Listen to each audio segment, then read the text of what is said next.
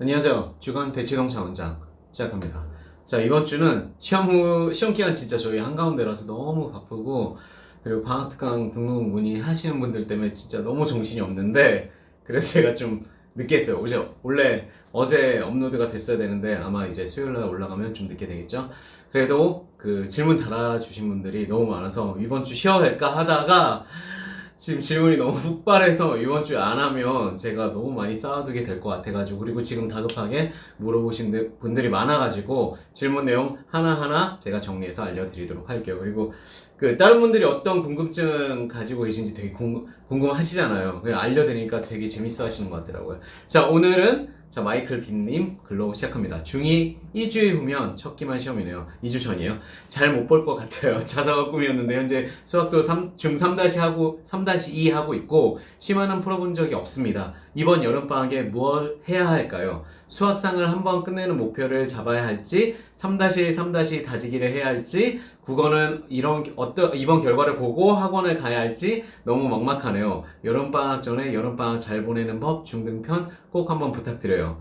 자, 요런 고민 있으신 분들, 또 그리고 WJH님 보면 일주일 전에 3학년 겨울방학 때는 뭐 하는 게 좋을까? 여름방학인데 잘못 쓰신 거죠?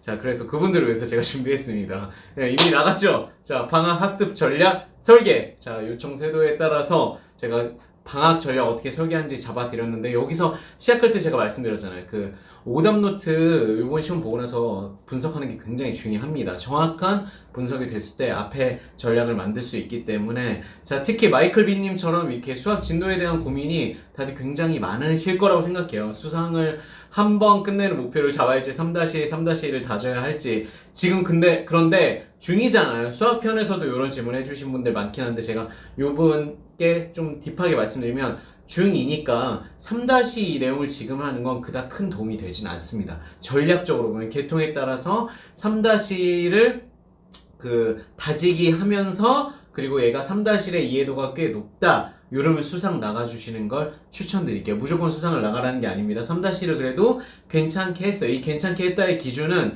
개념을 물어봤는데 랜덤으로 개념을 물어보면 한 70% 정도 대답을 하고 까먹을 수 있으니까, 그런 다음에 내가 뭐 유형설을 풀었는데 센 수학 B스텝 정도는 랜덤 테스트를 봤을 때 한 80에서 90% 이상, 85에서 90 정도 이상 나온다 그러면 괜찮은 거기 때문에, 그런 경우에 좀 진도를 나가줘도 좋습니다. 자, 그래서 아니면 오답이 B스텝이나 C스텝이 너무 많아. 그거는 복습하는 게 더 낫겠죠? 그리고 국어는 이번 결과 보고 학원 가시는 건 좀 보류해 주시기 바래요. 그러니까 방학 특강을 듣는다고 해서 내신을 잘 보는 건 아니죠. 시험 결과를 보고 학원을 간다는 건 시험 결과 부족하면 시험 결과를 메꾸기 위해서 내신 학원을 간다는 거잖아요. 그건 다음 학기 시작하고 가셔도 충분합니다. 이번 방학 때는 국어의 근원적인 내공, 그리고 오답 분석을 하시면 어떤 내공이 비는지 더 보이잖아요. 내가 문학을 못하는지 비문학을 못하는지 문법이 약한지 이런 영역들을 좀 더 파악한 다음에 그 영역을 잡고 나가시는 걸 더 추천드릴게요. 대부분의 경우에는 어휘력 부족이라든가 문학 개념화에 대한 부족, 그리고 또 비문학 제시문 같은 경우 분석력 부족, 이런 것들이 문제가 되는 경우가 많기 때문에 그걸 잡고 하시는 게 더 좋습니다. 문학 특강은 제가 일반적으로 추천드리지 않는다고 했어요, 중학생들은. 자, 그래서 그걸 보시면 되고요. 김수경님, 일주일 전에 원장님 고1 의대지망 일반고 봉사활동으로 지속적인 헌혈은 어떤가요? 제가 여기서 완전 좋습니다 이러면, 지금 의대 지망을 하는 모든 학생들은 다 헌혈 가는 건가요? 그럼 국가 정말 부족한 헌혈량을 채우는데 굉장히 제가 도움을 줄 수 있겠네요. 그런데 저는 일단 첫 번째로 학생들 아직 고3 전까지는 헌혈을 많이 하는 걸 추천드리지 않습니다. 그러니까 의미가 있을 정도로, 봉사활동에 의미가 있을 정도로, 내가 그리고 뭔가 얘기할 수 있을 정도로 봉사활동을 한다. 약간 요거 예전 방식이긴 한데, 저는 헌혈을 한다고 해서 이게 직접적으로 되게 큰 어필이 된다고 생각하진 않아요. 막말로 헌혈했다가 체력 떨어져서 시험 못 보면 그게 더 타격이 크겠죠. 그래서 이게 지속적인 헌혈, 헌혈 자체의 의미가 굉장히 좋기 때문에 좋지만, 아이가 너무 무리하지 않을 정도로 헌혈하신 건 괜찮고, 하지만 이걸로 큰 임팩트 받을 거라고는 추천드리지 않습니다. 한 줄은 채울 수 있겠죠. 그리고 봉사활동이 그닥 중요한 건 아닌 건 아시죠? 이제 학생부 종합전형에서 바뀐 것들이 많기 때문에. 자, 그리고 시험시험 원두님, 원장님 내일 모레부터 시험 시작이라 아이가 열공 중인데 주변에 자꾸 중3 시험은 의미 없다고, 열심히 할 필요 없고 선행에 집중해야 한다고 아이나 저나 자꾸 그런 말을 들으니 지금 재학년 시험 공부하는 게 헛공부인가 하는 생각이 드네요. 특히나 중3-2 3학년 2학기 때는 특목고나 외고 자사고 갈 거 아니면 중간기말 전혀 신경 쓰지 말고 고등 선행에 힘쓰라고 하는데 이게 맞는 말일까요? 자, 뭐 반은 맞고 반은 틀린 말이라고 말씀드릴게요. 근데 아이마다 우리가 판단하는 거잖아요. 일반적인 정답이라는 건 존재하지 않습니다. 예를 들면 중3 시험이 의미 없다? 중3 시험이 왜 의미가 없어요? 중3 시험도 못 보는 사람이 어떻게 고등학교 올라가서 내신을 1학기 때부터 예쁘게 잘 봅니까? 그렇게 전 과목을 컨트롤할 수 있는 능력을 테스트 받는 아주 좋은 소중한 기회이기 때문에 적어도 3학년 1학기 때는 시험에 집중하시고요. 내신 볼 때는 적어도 방학 때는 내신을 미리 다음 학기 내신을 준비하는 개념보다는 진짜 공부를 좀 잘하는 상위권이면 더 많은 선행을 하는 게 훨씬 더 현명하겠죠. 그래서 중3 시험 의미 있고요. 대신 3-2 때는 요 말은 이제 이 말이 진짜 반은 맞고 반은 틀린 겁니다. 3-2 때 특목자사고 가기 위해서 점수를 뭐 A를 내가 만들어야 된다. 이런 경우에는 당연히 내신 되게 중요합니다. 근데 3-2학기 중간기말이라는 게 굉장히 빨리 보죠. 빨리 보고도 뒤에 시간이 굉장히 많아요. 그래서 시험도 빨리 보기도 하고 시험 범위도 되게 적습니다. 그래서 준비해서 보는 게 뭐 당연히 나쁜 게 아닙니다. 그리고 선행할 때 어차피 바꿔서 얘기하면 그러니까 D- 적어도 한 2주? 3주 정도부터는 내신 공부해서 내신 공부가 내신 기간 포함해서 3, 4주 정도는 돼야 돼요. 그 정도도 안 하고 시험을 너무 못 보면 기분이 나쁘겠죠. 그리고 그 기간에 선행을 진짜 집중해서 나갈 수 있나요? 나갈 수 있진 않아요. 근데 물론 앞에 시험을 너무 많이 망쳤어. 앞에 뭐 3-1이건 2학년이건 내가 망쳐서 3학년은 진짜 새로운 각오로 3학년 2학기를 맞이하면서 난 고등 준비를 되게 세게 할 거야. 이러면 시험에 목숨 걸 필요는 없습니다. 그건 확실해요. 그리고 내가 90점 받는 공부랑 100점 받는 공부는 다르죠. 100점 받기 위해서는 더 엄밀하고 디테일한 암기를 해야 되기 때문에 그 정도 시간을 쓸 바에야 선행 공부를 하는 게 맞다. 이런 얘기는 반쯤 맞다고 말씀드릴게요. 그래서 시험을 준비하지 않는 건 좋은 자세는 아니고요. 시험을 준비하는데 중요도가 내가 이걸로 특정 학교를 가는 게 아니다. 그런 경우에는 너무 높은 점수를 받기 위해서 막 디테일한 것까지 확실히 공부하는 그런 시간의 투입을 과도하게 하지 않는 게 좋다고 말씀드릴게요. 그리고 전략에 따라서는 이제 중등 공부 많이 못했던 친구들 있잖아요. 즐겁게 살았는데 이제 고등 잘하고 싶은 친구들. 그러면 이번 시험 잘 볼 가능성 없어요. 괜히 시험 공부했다 망치면 더 기분 나쁘겠죠. 그래서 너무 시험 점수에 연연하지 마시고 시험 기간은 딱 일주일 동안 집중해서 시험 기간 전 D-1주부터 해서 시험 기간 한 2주 정도 기간 또는 10일 정도 기간에 집중해서 시험을 열심히 보시고요. 그 이외의 기간에는 내가 못했던 선행 공부나 부족했던 내공을 채우는 시간으로 가지는 게 전략적으로 현명합니다. 이게 최상위권인지 최하위권인지 주위권인지 그리고 내가 어떤 학교를 노리는지에 따라서 당연히 다른 거라고 생각하시면 돼요. 의미가 없지는 않습니다. 절대로. 그렇기 때문에 남들 말 다 듣지 마시고요. 듣는다고 해서 의대, 서울대, 스카이 못 갑니다. 그래서 우리 아이 기준으로 우리 아이가 어떻게 해야 되는지 생각하면서 그 말들을 반쯤만 들으시길 바랍니다. 자, 그리고 학원에서 영업할 때 이런 경우 되게 많아요. 2학기 3학년 때 아이가 딱 들어왔는데 상태가 그닥 막 슈퍼에이스가 아니야. 또는 내신 대비 디테일하게 해주는 거 너무 힘들 것 같아. 그러면 당장 시험 보는 거 아니까 고등 준비 달리자 이런 얘기 할 수 있어요. 근데 그게 어떤 아이한테 맞지만 어떤 아이에게는 당연히 맞지 않습니다. 그런 기준점들을 제가 알 수 있게 어머님들에게 영상들 많이 올려드리고 지금도 말씀드리고 있죠. 우리 아이 수준을 보시고 판단하는 게 굉장히 중요하다고 말씀드릴게요. 그리고 상위권이면 상위권일수록 시험을 버린다는 자세와 태도는 좋은 게 아닙니다. 진짜 이미 아이가 상위권에 공부를 잘한다면 어떤 시험이든지 집중해서 시험을 보는 연습 자체의 경험치를 높이는 게 훨씬 더 좋다고 말씀드릴게요. 자, 그래서 이번 시험 잘 보셨을 테니까 자, 중시원드님 잘 보셨을 거라고 저는 확신합니다. 자, 다음 3학년 2학기 것도 좀 보고 그 대신 선행 밸런스 조금은 더 비중 두고 공부하시면 좋을 것 같습니다. 자, 장현숙님 오늘 중2 기말고사 끝났고 만족스러운 결과를 받았습니다. 원장님 영상 덕분에 좋은 자극이 되었습니다. 진심 감사드려요. 저도 이런 글 올려주셔서 감사합니다. 자, 한 가지 궁금한 건 고1 3월 모의고사를 풀어본다면 그 결과는 어떻게 평가하는 게 좋을까요?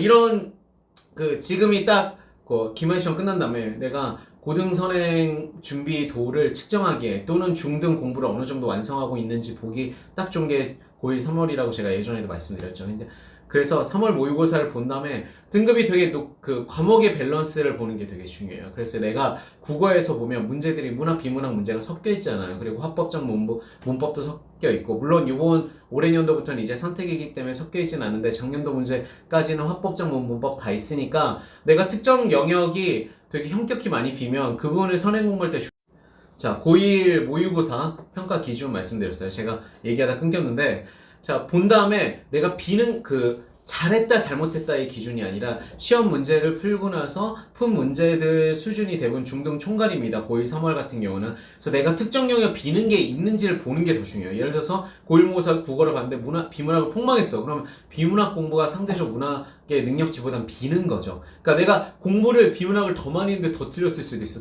원래 그래요. 내가 국어라는 게 원래 문학, 비문학 더 잘 보는 친구들도 있습니다. 언어 문해력 되게 좋고 책 독서량이 되게 많은데 그 독서량이 질적이었어. 그럼 점수가 잘 나오는 경우가 당연히 있어요. 그리고 내가 문학의 시간을 썼는데 문학이 계속 점수가 잘 안 나오게 된다. 그러면 내가 문학 공부하는 방법론이라든가 내공에 문제가 있는 거죠. 그런 수정을 거치기 위해서 기준점, 얘가 벤치마크가 되는 겁니다. 기준점을 삼기 위해서 시험을 본다고 보시면 돼요. 그리고 만약 선행 내가 내신을 영어 같은 경우도 틀린 문제들의 유형들 또는 틀린 문제나 어휘 단어를 내가 모르는 단어들을 표시해 본 다음에 많이 틀렸다.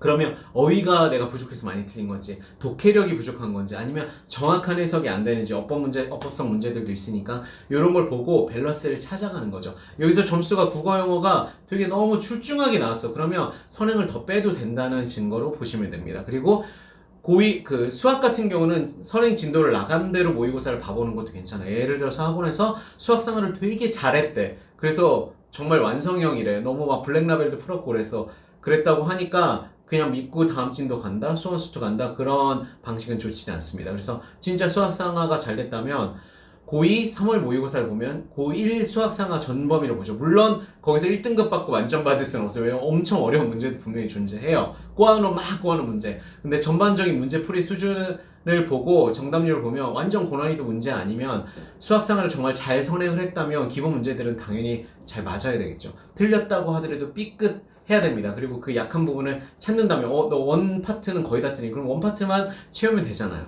이런 식으로 우리 아이의 공부에 어떤 비는 부분을 찾고 완성돼 있다고 하면 그 다음 단계 갈 수 있는 확실한 근거를 가지시는 게 이제 모의고사의 의미라고 보시면 됩니다. 자, 그리고 이쯤 좋아요 한번 눌러주시는 거죠. 밑에 좋아요 있습니다. 예, 구독은 이따 구독이랑 다른 분 퍼주시는 건 이따 다 끝나고 하시고, 자, 이번 두 번째, 그리고 수학과 Q&A로 넘어가도록 하겠습니다. 자, 김인숙님, 고1 맘입니다. 의대를 가고 싶은데 과학을 생물화학 또 물리학 지구 어느 쪽을 택해야 하는 게 맞을까요? 요거 물화생지 다 얘기하신 거죠? 뭐 생화나 물지 뭐 이렇게 얘기하신 건 아니죠? 근데 제가 보기엔 자, 요런 거 기준 잡는 거 되게 중요하죠. 지금 제가 요거 예전에 과학 선행 어떻게 하는지, 어떻게 선택 과목 고르는지 요거 질문해 주신 분이 있어서 관련 공부하는 영상을 방학 전에 올려드린다고 했는데 제가 바로 올려드릴 겁니다. 제가 일주일 안에 올려드릴 거니까 과학선행 공부할 때는 그 내용 참고하시고요. 선택을 어떻게 하는, 고1이니까 이 친구는 중2 때 선행을 하는 게 아니잖아요. 고1이니까 고2에 대한 선행이라고 할 수 있겠네요. 그래도 과목 선택이니까 그 과목 선택하는 기준을 한번 제가 잡아드릴게요. 그런데 이건 아이마다 물론 다른데 그 다른 기준에 따라서 어떻게 선택 기준을 잡는지를 말씀드릴게요. 자, 요거는 채점 결과 보도자료, 대학 수학 능력 시험 2021학년도 내용에 대한 채점 결과 보도자료입니다. 자, 한국교육과정평가원에서 냈고요. 자, 제목을 보시면은 채점 결과를 가지고 이제 아이들이 어떤 과목을 집중했는지, 퍼센티지가 어떻게 되는지 이런 통계치가 쫙 나옵니다. 이거 찾아보시면 바로 나와요. 이런 근거가 되게 중요하죠.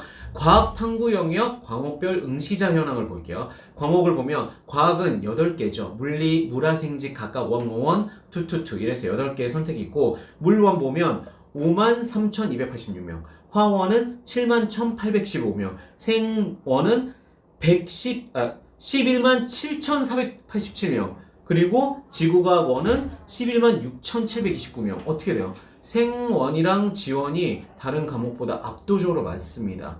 압도적으로 많기 때문에 당연히 이점이 있겠죠. 그리고 원 과목에서는 물리가 가장 적고요. 투 과목들은 선택이 굉장히 적죠. 투 과목 하는 친구들은 어떤 친구들이에요? 서울대. 자, 지금은 거의 서울대 아니면 투 과목을 그렇게 가점이 현격하게 큰 혜택이 베네핏이 되지 않기 때문에 요즘은 투 과목을 그렇게 선호하진 않습니다. 서울대를 노리는 요 몇천 명대 친구들이 있는 거죠. 자, 그래서 기준점 제가 순차적으로 드리면 내가 1등급을 받을 수 있는 과목인가를 생각해야 돼. 내가 정말 좋아하는데, 예를 들면 나는 물리를 너무 좋아해. 그런데 물리 1등급이 정말 힘든 게 왜 힘드냐면 과학, 영재고 애들이 물리만 진짜 팝니다. 그리고 물리학 관련 학과 관련한 애들은 물리 덕후들이 많아요. 1등급을 받는 게 진짜 힘들어요. 그래서 지금은 일반적으로 그냥 내가 물리를 너무 사랑하고 좋아해서 되게 진짜 미친 듯이 파고 있다? 그러면 당연히 물리 선택해야 되죠. 자기가 너무 좋아하니까. 그런 경우 제외하고는 가능하면 이제부터 고민한다? 물리를 선택하는 건 확률적으로 1등급 받기 굉장히 힘듭니다. 통계 수치를 그래서 이렇게 보는 거예요. 실제 모집단이 너무 작죠. 그러니까 내가 5만 3천 명 중에 1등급을 노리는 거랑 11만 7천 명 중에 1등급을 노리는 건 일단 수치만 봐도 한 2배 힘들 텐데 여기 있는 애들은 덕후층이 더 많다니까요. 그래서 2배가 아니라 한 4배 힘들다고 보시면 됩니다. 그래서 내가 1등급 가능한 과목인지 생각하시고요. 그리고 특정 학교를 고려하시면 요거 제한이 있습니다. 예를 들어서 우리의 아이를 서울대 의대를 보내고 싶어. 그럼 투과목을 꼭 해야 되죠.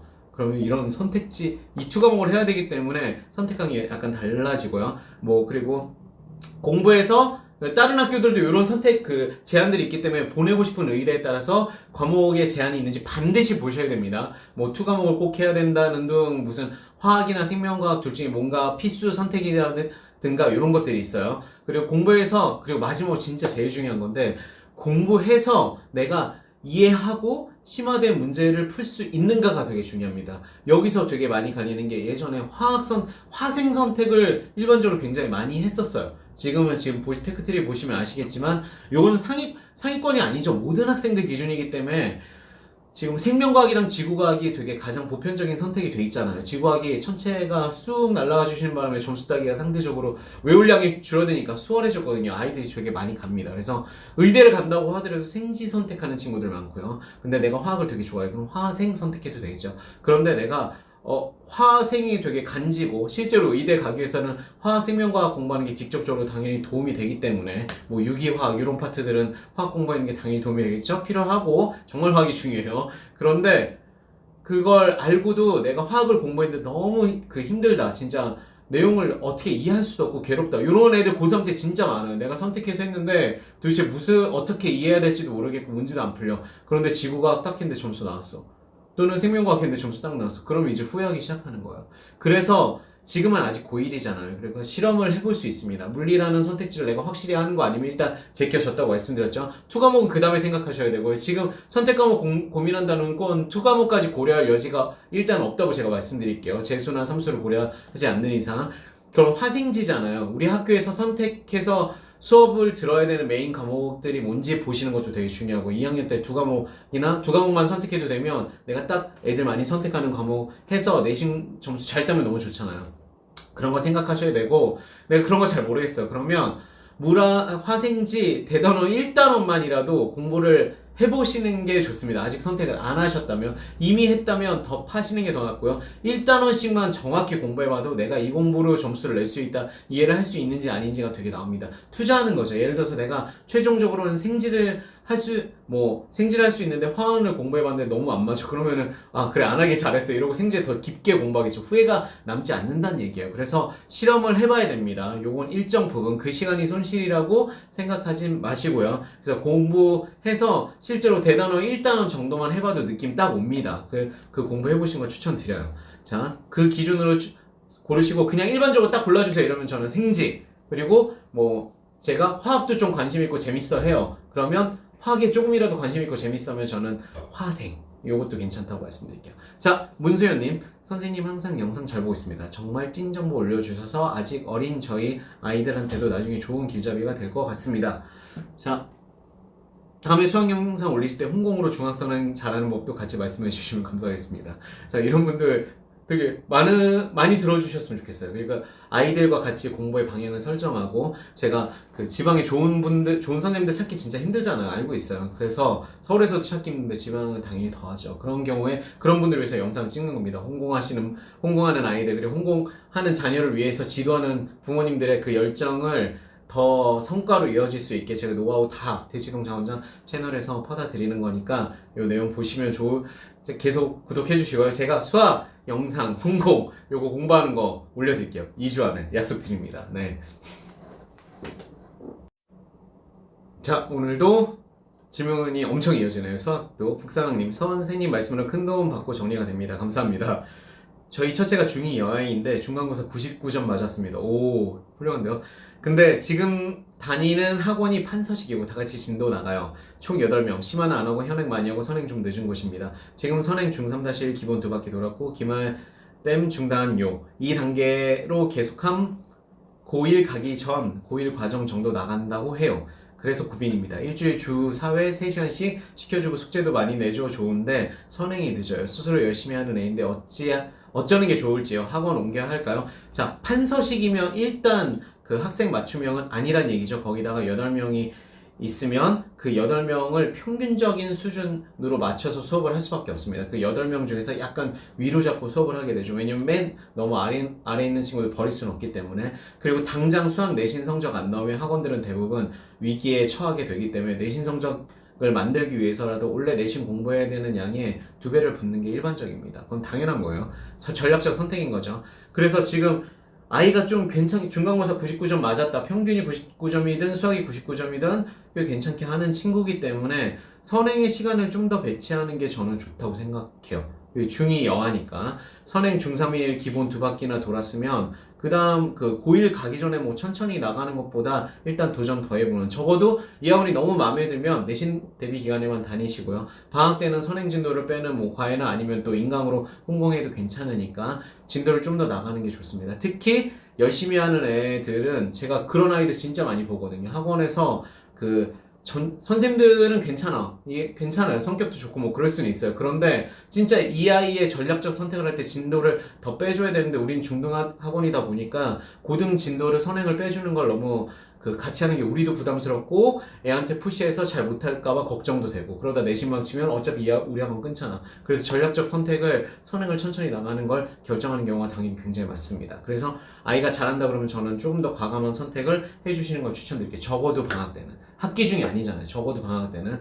그러니까 방학 때는 뭐 듀얼로 더 복합적으로 하셔도 되고, 과감하게 지금 다니고 있는 학원에서 시키는 것들을 빼고 새로운 설계를 해서 도전 해보시는 거 충분히 추천드립니다. 방학 때는 하셔야 돼요. 안 그러면 이 아이가 가진 진짜 더 좋은 능력을 개발 못할 수도 있다는 말씀을 드리도록 할게요. 자, 학원의 논리가 아니라 우리 아이의 기준으로 생각하셔야 됩니다. 김수영님, 고등편도 부탁드려요, 원장님. 기말시험 100점 실전 테크닉 이거 고1까지 적용되는 거예요, 어머니. 자, 고2 이상은 문제 특수성이 굉장히 세기 때문에 영역별로 뭐 문과도 이과도 갈리고 막 과학도 여러 과목 있고 이래가지고 제가 너무 내용이 많아서 사실 찍을 수가 없습니다. 이거는 양해 좀 부탁드리고요. 하지만 이 테크닉 강좌 내용 기준으로 문제 유형을 대비하는 방식들은 상당히 유사하다고 말씀드릴게요. 제가 모든 이제 다 충족시켜드릴 수 없는 점 좀 이해 부탁드립니다. 자, JH님, 안양 평촌 거주 4학년 남아입니다. 수학을 현재 동래학원에서 정답률 센시 70에서 90 정도입니다. 오, 잘하네요. 이렇게 중학교 선행까지 중1 겨울방학까지 마치고 고등 선행 계획을 가지고 있는데 이대로 가도 좋을지 대형 학원에서 심화서를 더 집중해야 할지 고민되려 명쾌한 답변 부탁드립니다. 자, 포인트. 안양 평촌 거주 4학년 남아. 평촌에서 4학년인데 정답률 셀을 풀었을 때 중등 수학이겠죠? 70에서 90이다. 이 아이는 되게 진짜 어머니 말씀이 100% 이제 정확하실 거라고 저는 믿고 말씀드리면 되게 뛰어난 친구죠. 뛰어난 친구이기 때문에 중등 내용을 계속 심화하는 것보다는 얘가 힘들어하기 전까지 고등 내용을 좀 더 나가시는 걸 추천드릴게요. 물론 막히는 때가 있을 겁니다. 그래서 아이가 되게 잘하고 재밌어 하면 중등 심화서를 잘못 간 경우에는 재미없어지는 경우가 있어요. 그래서 중등 심화서를 막 더 집중해서 하는 것보다 속도를 좀 스피드를 내고 힘들어할 때 돌아와서 그때 심화서 하는 거 추천드릴게요. 진도 좀 쭉쭉 나가고. 그리고 장현수님, 중2 과학 선행은 따로 안 하고 학교 내신 중간기말 잘 봤습니다.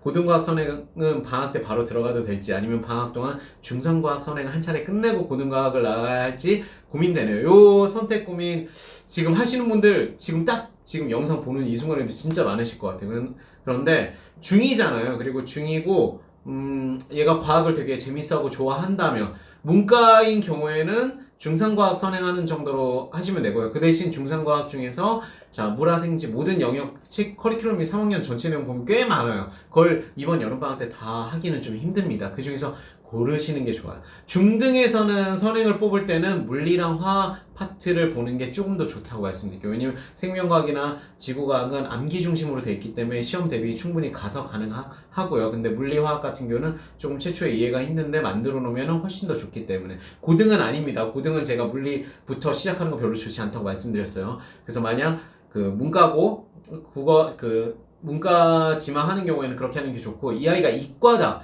이런 경우에는 좀 과감하게 도전을 한번 이번 방학 때 해보시는 게 좋습니다. 그래서 중상과학 선행하는 것도 물론 좋겠지만 일반적으로 봤을 때는, 그런데 어머니가 지금 일반적으로 보려고 저한테 솔루션 물어보시는 건 아니잖아요. 그렇죠? 그래서 우리 아이가 탑스쿨을 가는 걸 도전해보고 싶다, 고등학교 때. 그러면 중학교 때 꽤 많은 것들이 완성돼야 되기 때문에 이때 이제 고등과학 한번 도전하시는 거 추천드립니다. 또는 그러니까 너무 했다가 빼도 돼요. 했다가 빼고 중상과학 다시 선행시키셔도 되잖아요. 도전을 해보는 게 되게 중요합니다. 도전을 해서 손실이 없는 시기이기 때문에 아직 중2까지는 도전을 끊임없이 하시는 걸 추천드립니다. 킴매직트리님, 선생님 중2 아들 이번에 고등수학 선행 처음 시작하려고 하는데 기본정석 개념원리 어떤 게 좋을까요? 정말 고민되네요. 꼭 알려주세요. 기다릴게요. 이거는 어머니가 지금 뭐 과외를 선정하시든 홈스쿨링을 하시든 뭐 아이랑 같이 하시든 자기주도 학습을 시키시는 이런 선택을 하시는 거죠. 교재를 선택할 수 있다는 거니까.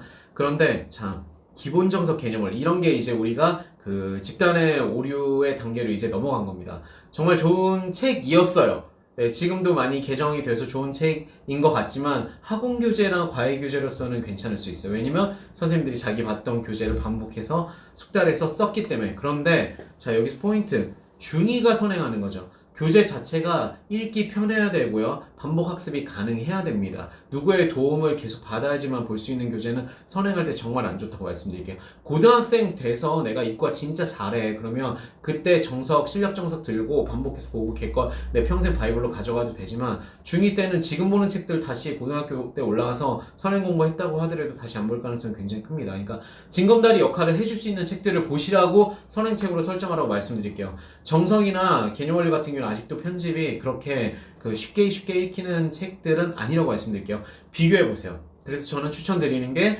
수학의 바이블이나 개념센입니다. 개념센이나 수학의 바이블 같은 경우는 내용도 좀 더 읽기 편하게, 그리고 책도 좀 더 예뻐요. 정석 같은 경우는 진짜 고딕한 걸 좋아하지 하는 친구들 아니면 책 자체를 사랑하기 되게 힘들어요. 책이 마음에 들어야 공부를 하는 겁니다. 그래서 저는 이 두 책 추천드리고, 저희가 중1 이하의 수학 선행 열심히 공부하려는 학생들에게 시키는 과정에서 수학상 선행할 때 쓰는 기본 교재는 사실 풍산자입니다. 풍산자가 내용이 정말 괜찮아요. 정말 쉬워요. 저희도 올해부터 쓰기 시작했는데 개념 원리를 익히고 복습하면은 진짜 못하는데, 그래도 풍산자를 익히고 복습을 시키면 풍산자 물론 내용이 빕니다. 그러니까 완벽한 책을 바라지 마세요. 인문화잖아요. 내용 안에 모든 내용들이 막 다 들어있길 바라시면 숨막힘 라우드에 추천드릴게요. 그건 진짜 다 들어있는데 그거 봤다가는 선행이 안 됩니다. 그러니까 아이의 능력 캐파가 이만큼인데 선행의 정보량을 이만큼 붓는다는 건 현명하지 못하겠죠. 그 중에서 정말 핵심되는 정보만 정확히 내 걸로 만들 수 있으면 그걸 끝낸 다음에 그 다음 단계에서 다음 교재를 해볼 수 있게 되는 겁니다. 그래서 입문이고 도전한다 이러면 저는 이런 좀 쉽고 편집 예쁜 책들 추천드릴게요. 어떤 책도 부족하지 않습니다. 하지만 중학생들 선행을 할 때는 저는 요 개념원리, 개념센 바이블, 그리고 풍산자를 더 추천드린다고 말씀드릴게요. 그래서 서점 가서 한번 교재 비교해보세요. 그러면 눈에 확 들어오실 거예요. 이거는 우리 애가 봐도 이해 못하겠다. 이런 그 책 절대 선택하지 마시고, 우리 애가 봐도 반복 복습하기 되게 좋겠네. 이런 책을 선행 교재로 선택하시는 걸 추천드립니다. 자, 예전에 계속 썼다고 해서 다 좋은 건 아닙니다. 그리고 우리 아이 학년과 우리 아이 수준에서 다 다르잖아요. 그렇죠? 잠깐 끊고 갈게요. 자, 주간장원장 오늘도 정말 길어지네요.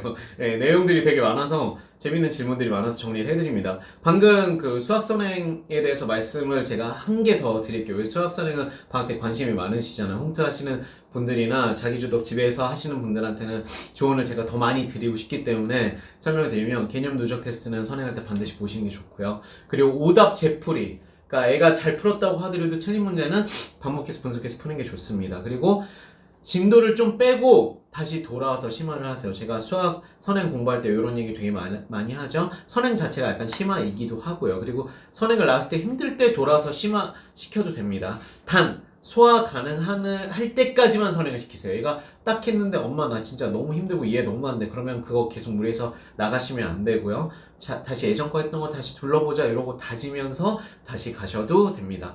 그리고 선행을 무조건 빼고 양을 많이 치는 것보다 저는 시간이 좀 더 있다면 연산 속도는 반드시 훈련을 병행해 주시는 걸 추천드릴게요. 자, WJH님, 백호 선생님은 안 좋나요? 자, 제가 자서고 과학 이과 최상위 테크트리 때 백호 선생님 추천 안 해드리니까 요런 이해를 하신 것 같은데, 뭐 추천 안 한데도 물론 이유가 있겠죠. 그런데 제가 특정 분이 안 좋다기보다는 이렇게 공부할 때 이런 분들이 지금은 더 트렌드다 라고 말씀드리는 겁니다. 그래서 지금 1타 강사를 오래 하시고 그 강의에서 특히 과탐 쪽에서는 계속 오래 해가지고 자기의 입지를 넓혀 오신 분들은 당연히 1타예요. 여전히 1타하고 1타 라인, 1타가 다 넘버원이 아닌 라인이죠. 요즘은 거의 1타 군이죠. 1타 군에 계신 분이고 설명 당연히 도움이 됩니다. 그래서 뭐 강의를 들었을 때 흡수 다른 분들이랑 비교해서 제가 추천해 드린 분들이랑 비교해서 이해가 더 잘 된다 그럼 백호 선생님 거 테크트리 타셔도 괜찮아요. 특히 제가 뭐라고 말씀드렸죠? 개념 강좌는 이거 테크닉 강좌 아닙니다. 테크닉 강좌는 진짜 내가 약한 영역을 잘 테크닉을 잡아줄 수 있는 그 탑 1타 강사 선생님을 선택하는 게 당연히 더 도움이 되는데 개념 강좌 같은 경우는 그 어떤 분의 설명을 들어도 비지 않아요. 다들 너무 훌륭하신 분이고 너무 준비 오래 하시고 많이 하셨던 분들이고 그 강의에 대한 모든 강의를 되게 다 오픈해서 보여주는 거잖아요. 그러니까 특정 학원들은 강의실 안에 들어가면 무슨 얘기하는지 몰라. 사실 선생님들이 제대로 가르치는지 알 수 없죠. 하지만 이분들은 다 오픈해서 보여주기 때문에 강의 질이 낮기가 굉장히 힘듭니다. 특히 오래 살아남은 분들은 다 그 살아남은 데는 이유가 있는 거죠. 그래서 제가 여기서 추천 안 드렸을 뿐이지 분명히 훌륭한 1타 라인 강사님이라고 말씀드리도록 할게요. 자, 스타일 맞으시면 들으셔도 돼요. 개념 강좌들 특히. 자, 윤케이님, 비학군제에서 원장님 영상 매번 잘 시청하고 도움 많이 받고 있습니다. 감사합니다. 천안에 거주하고 있는 초5맘입니다. 요즘 초등학생 어머님들이 많이 들어주시는 제가 그쵸 초등학생 때부터 제 채널을 많이 봐주시면 중고등학교 때 진짜 잘할 수 있을 것 같지 않나요? 자, 집에서 엄마표로 2-1 개념 원리 RPM이라고 쓰신 거죠? 라이트센이랑 최고 수준 또는 1등급으로 진도 맞췄습니다. 오, 최고 수준이라 1등급을 초가 풀었으면 진짜 너무 훌륭한데요? 2-센시 더 풀리고 난 이후 더 어려운 심화 과정을 조금 더 있다가 진행하고 우선 2-2 진도로 진행 예정인데 앞에 내용 까먹은 것 같아요. 점점점. 이 점점점에서 이렇게 가슴이 아프죠? 영상에서 자주 언급하신 누적 테스트는 집에서 어떤 방식으로 진행하면 도움이 될지 Q&A 시간에 꼭 답변 부탁드립니다. 자, 요거는 일단 제가 초5맘이시잖아요. 2-1 한 다음에 2-2 나가면 2-1 당연히 까먹어요. 그래서 차라리 2-2보다 3-1 계통에 따라서 나가라고 제가 말씀드렸죠. 계통으로 나가주세요. 그리고 도형 파트가 그렇게 막 엄청 중요한 건 아닙니다. 물론 도형 파트에서 요즘 뭐 통계도 들어가고 해서 좀 재밌는 파트가 있긴 하지만 필수적이진 않아요. 특히 선행할 때는 저는 대수를 훨씬 더 강화하는 걸 추천드려요. 그렇게 추천하시는 수학 원장님들도 저 말고도 되게 많습니다. 그렇기 때문에 저는 2- 요번에 하시는 것보다 3-1에서 3-1을 해야 2-1을 안 까먹을 수가 있어요. 왜냐면 같이 갖다 쓰잖아요. 그게 연계돼가지고. 그런데 2-1을 해버리잖아요. 2-1 리셋됩니다. 저희도 진짜 프로그램하면서 항상 많이 겪는 거라 추천은 이제 뭐 아직 진도 나가셨어도 지금이라도 2- 하시는 것보다 2- 하는 거 저는 좀 더 추천드릴게요. 자, 그리고 누적 테스트 같은 경우는 제일 저희가 많이 추천드리는 거는 개념서 있잖아요. 개념서 이론이 있으면 그 이론을 다 복사한 다음에 거기서 꼭 외워야 되는 것들을 빈칸으로 이렇게 화이트로 칠한 다음에 다시 복사하시면 빈칸 테스트가 만들어지죠. 그렇게 빈칸 테스트를 개념 누적 테스트로 보시는 게 좋습니다. 그게 좀 많이 완성된 다음에는 정말 백지에다 테스트 보는 게 좋은데 처음부터 백지 당연히 못 봐요. 그렇기 때문에 빈칸 테스트를 만들고 내용을 채우는 걸로 누적해서 몇 번 돌리면 얘가 외워서 그냥 쓰는 경우도 있잖아요. 외워서라도 쓰면 너무 다행입니다. 이해 못하고 쓸 수도 있어요. 그런데 그게 잘 된 다음에 그 다음에 단계에서 이제 백지 테스트 같은 빈칸 테스트, 개념 누적 테스트를 보시는 게 좋습니다. 그래서 저는 빈칸, 교재에 있는 개념 뜯어와가지고 외워야 되는 부분을 지어서 빈칸 테스트를 제작. 그 지우는 것도 공부예요. 지우면서 만들면서 공부도 1차 되고 그 테스트를 누적으로 보면 당연히 반복 학습이 동일한 내용으로 반복을 해야지만 머릿속에서 장기기로 넘어가겠죠. 자, 그리고 중앙 대치동 자원장 Q&A 영어, 국어, 기타로 넘어가도록 하겠습니다. 이 내용도 엄청 많아요. 그래서 제가 오늘 영상을 도대체 몇 시간을 찍을지 모르겠네요. 자, 김승현님, 원장님 항상 감사한 마음으로 강의를 듣습니다. 고등 내신 외부 지문 공부 방법도 궁금합니다. 외부 재시문 자료, 이거 궁금증 있을 것 같아서 제가 정리했는데 이미 시험을 보셨다면 제가 너무 죄송하네요. 지금 다음 시험 볼 때는 좀 이 영상 보고 대비하시라고 내용 집어넣습니다. 외부 제시문 자료가 제공되는 경우에는 비문학인 경우에는 단어의 뜻이랑 도식화 분석 그리고 필기 그 내용 내 걸로 확 만든 거. 도식화를 자기가 따로 또 해봐야 돼요. 글의 구조를 잘 모르기 때문에. 그리고 문학은 필기랑 타교과 자습서. 그러니까 그 동일 문학 작품이 실려있는 타교과가 있는 경우가 정말 많아요. 검색해보시면 그거 찾아서 그 자습서 복사해서 공부하시면 더 좋을 것 같고 뭐 구매하셔도 되고요. 그리고 조포닷컴 같은 문제은행들 가서 거기도 개념 정리가 돼 있어요. 그리고 예를 들면은 뭐 문학작품 우리 교과에서는 없는데 조포닷컴에서 찾아보니까 개념 정리도 돼 있고 연습 문제도 있어. 그럼 그거 푸시면 그게 당연히 도움이 됩니다.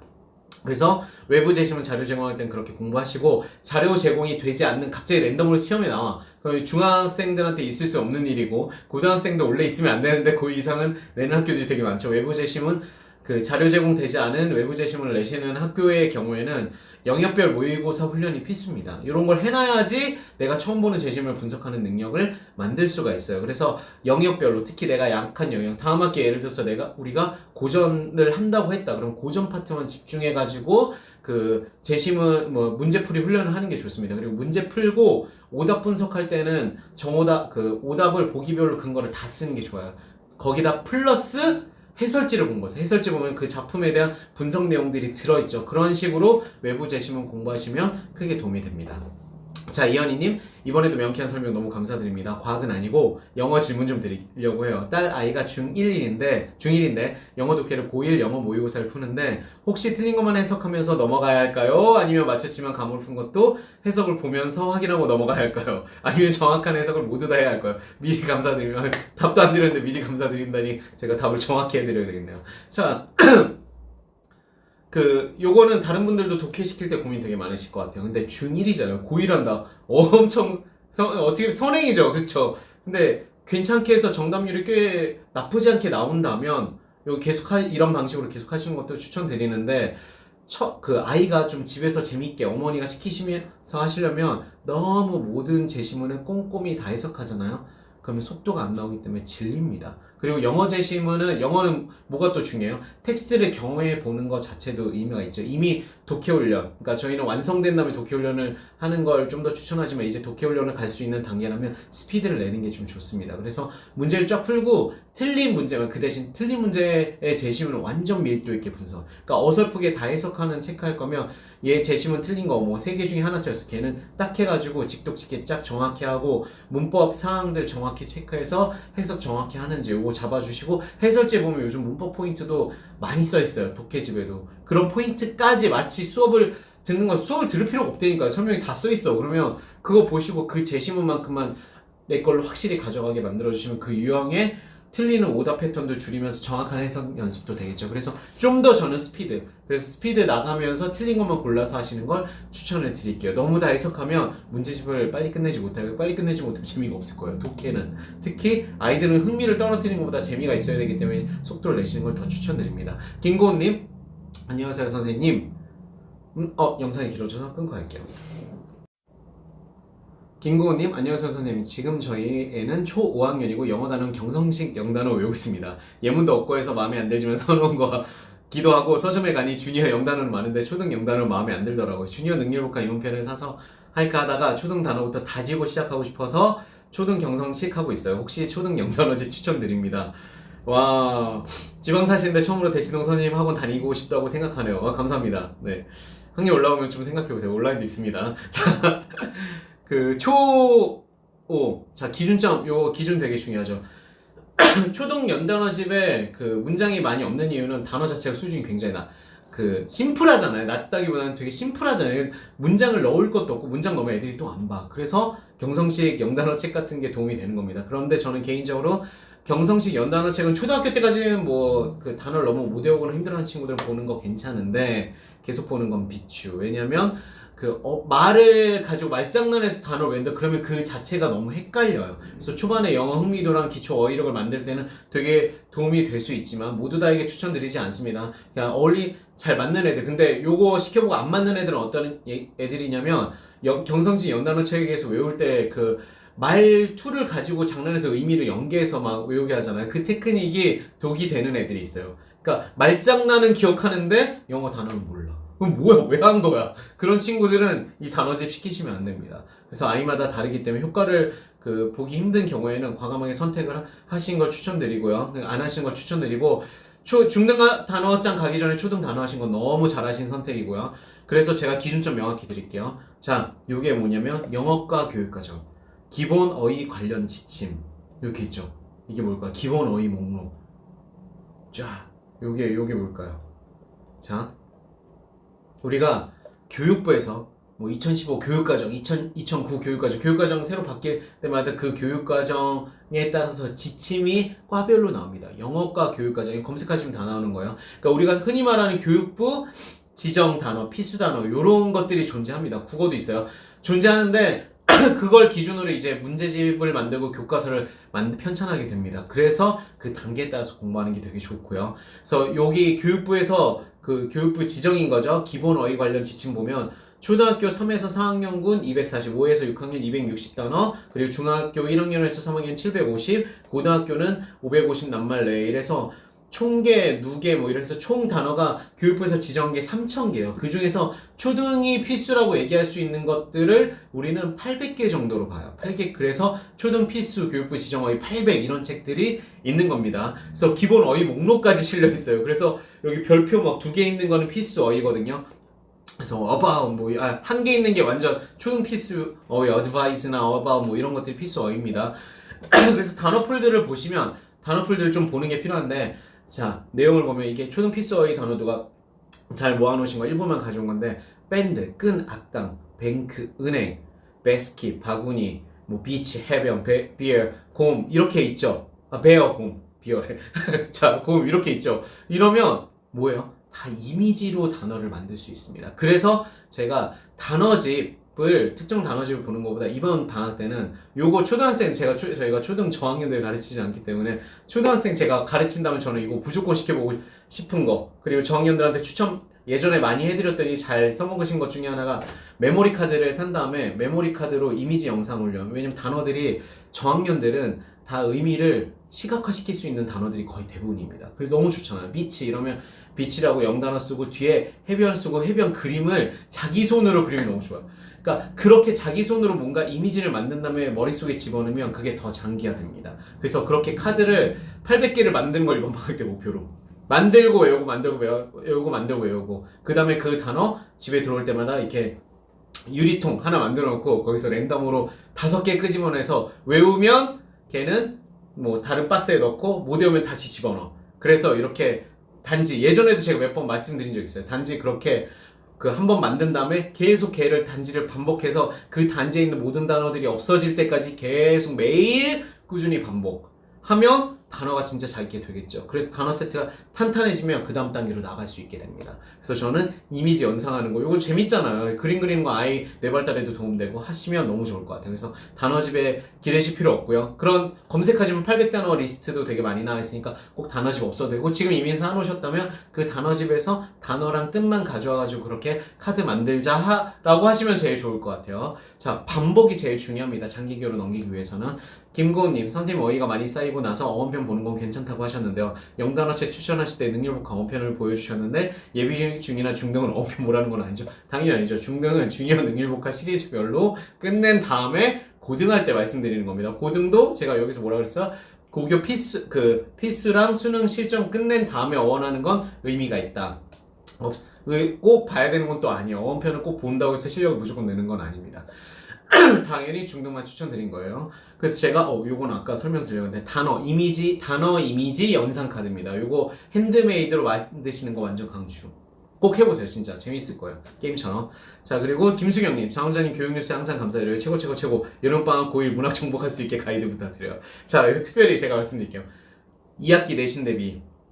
그러니까 지금 고1 문학 정복이라고 말씀드렸잖아요. 고1 문학 정복. 다음 학기 시험 봐야 되니까 2학기 시험 때 뭘 많이 보죠? 고전 문학이랑 문법을 좀 많이 보죠. 커리큘럼에서 고1 2학기 때는. 그래서 그거 중심으로 이론을 확 잡는 걸 추천드릴게요. 그게 수능에도 당연히 도움되기 때문에. 그리고 플러스로 모의고사 훈련인데 가능하면 아직 학년이 낮을 때는 문학을 좀 더 집중적으로 완성해 놓는 게 좀 더 좋습니다. 그러니까 비문학은 어차피 꾸준히 해야 돼요. 한번 빡 한다고 완성되는 게 아니기 때문에 꾸준히 하는데 어차피 내신에도 도움받기 위해서 특히 고전 문학을 이번 방학 때 정복한다 이런 생각을 하시면 너무 좋습니다. 문제 풀고 모든 보기 오다 분석 다 하시고요. 이론은 해설지 중심으로 보완하시는 걸로 공부가 잘 만들어질 거라고 말씀드릴게요. 그래서 고1 공부 이렇게 해주시면 좋습니다. 이사랑님, 중2 첫 시험 지필과 한계틀을 씁니다. 준비 전 올려주신 내신 관련 영상 보았고요. 초반 수행에 부족했지만 이번 기회에 제대로 된 공부에 대해 느꼈으면 하네요. 국어 문법, 영어 문법 공부한 지 꽤 됐지만 읽기만 하지 외우지 않았습니다. 국영은 공부하네요.